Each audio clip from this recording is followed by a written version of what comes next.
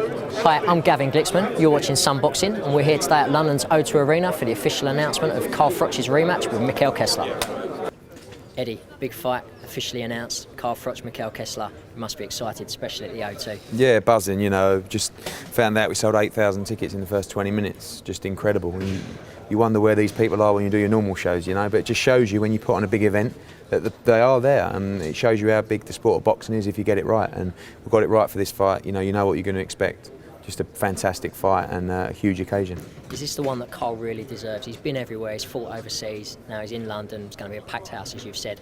It's just amazing. It's the one he wants and it's the one he deserves. You know, I alluded to the fact that he's got to where he is without any preconceived stunts or, you know, trying to be something he's not. He's a fighter, he's a warrior, and he's got to this moment because of the way he fights and because of the way that he dedicates himself to the sport. And I think that's a tribute to him in a world or a sport with a lot of hype.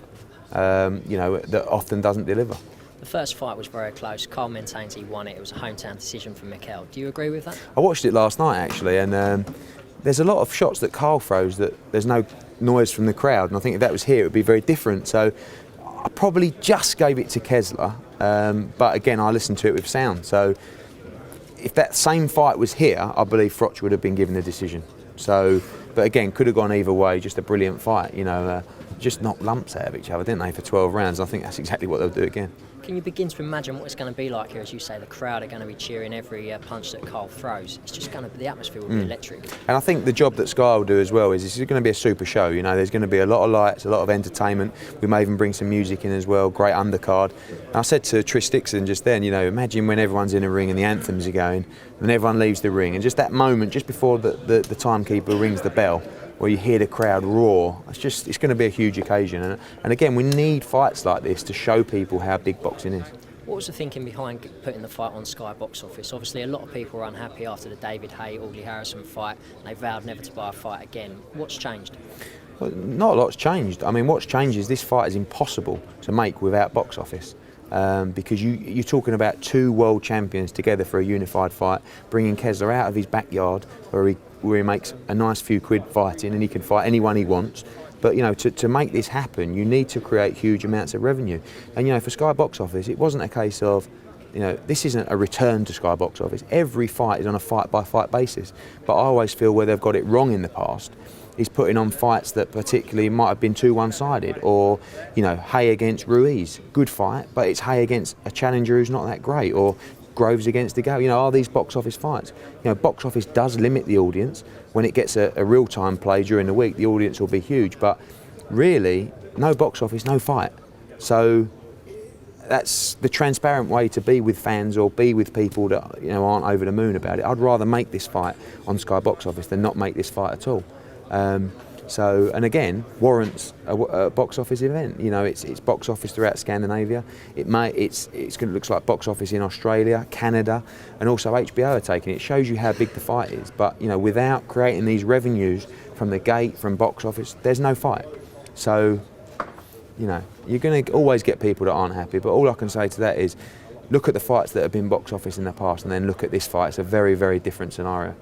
Andre Ward will probably disagree, but with two titles on the line, whoever wins this, do you then consider them to be the best in the super middleweight division? No. I think the best in the superweight division has to be Andre Ward.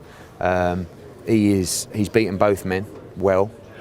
He's number one in the division, but it doesn't mean he's number one for excitement and number one for demand, because there's no way Andre Ward could create the kind of interest that this fight is creating in any of his fights. Andre Ward needs Mikkel Kessler. Andre Ward needs Carl Froch. And I know that sounds strange because he's beaten them already. But when you look at the other opportunities available for Andre Ward, he has to fight the winner of this fight. There's no other fights for him. And HBO are gearing that fight up. That's why they've taken this fight. So, and I think here, which, believe me, if I made Froch Ward 2, it would be in the UK. It's a very different fight. I'm not going to stand here in front of you and tell you Carl Froch would win, he'd do this, but he'd give him a much, much better fight over here. I really believe that. Coming back from shoulder injury, shoulder operation, you know, big unification fight again. But we can't overlook someone like Mikkel Kessler because he's a fantastic. I mean, you've seen his head. You know, it looks like he's a big boy. So it's going to be a great fight. Just finally, coming back to May 25th, how nervous will you be on the night? Be nervous, but you know, I was nervous before the Bute fight because that was the career on the line. You know, that was a punt that we took in that fight, coming back off the ward loss straight into that fight.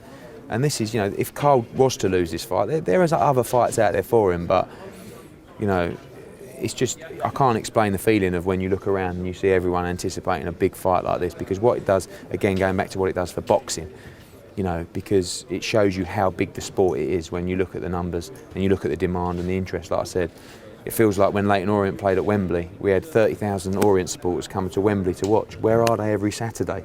You know, and that's what you want to say to these fight fans, but you have to put on the big nights and the big fights, and then you see the response you get.